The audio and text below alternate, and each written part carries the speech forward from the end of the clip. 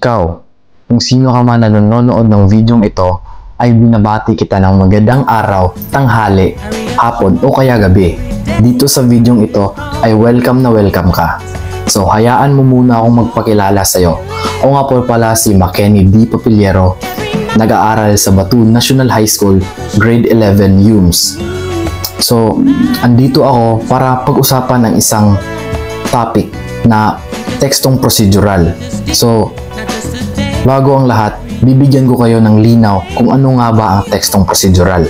Ang tekstong procedural ay isang uri ng teksto na nagbibigay sunod-sunod na mga hakbang o proseso upang maisagawa ang isang particular na gawain.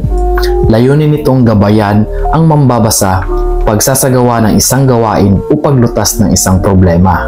So ayun na nga, nabigyan ko na kayo ng linaw kung ano nga ba ang tekstong procedural. So hayaan nyo ako magbigay ng halimbawa kung ano nga ba ang tekstong procedural.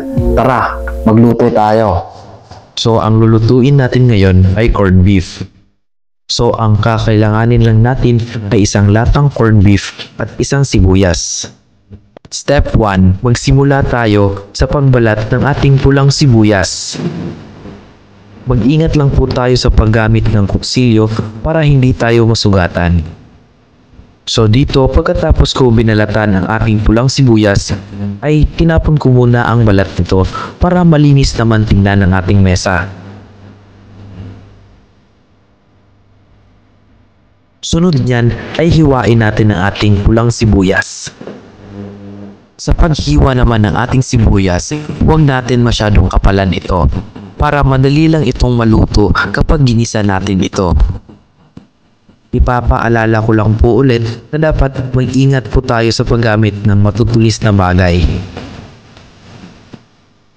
So pagkatapos ko maghiwa ay nilagay ko agad ito sa platito. Step 2, buksan natin ang ating corned beef. Hinay-hinay lang po tayo sa pagbukas ng corned beef para hindi po tayo masugatan. Naabot nyo na po ang kalahati ng ating video.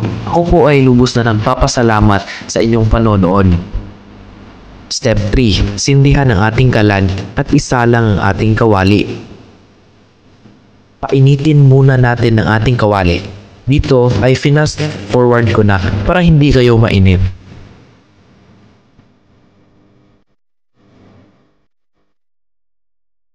Step 4, maglagay ng cooking oil o mantika sa ating kawali. Antayin lang itong uminit.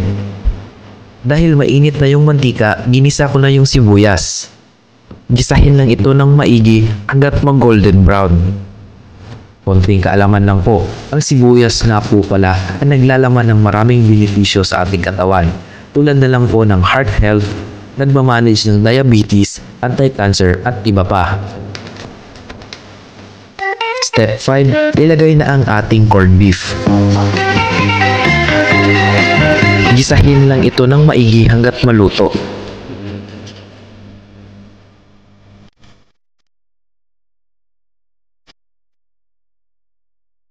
Step 6, maglagay ng iyong paboritong seasoning.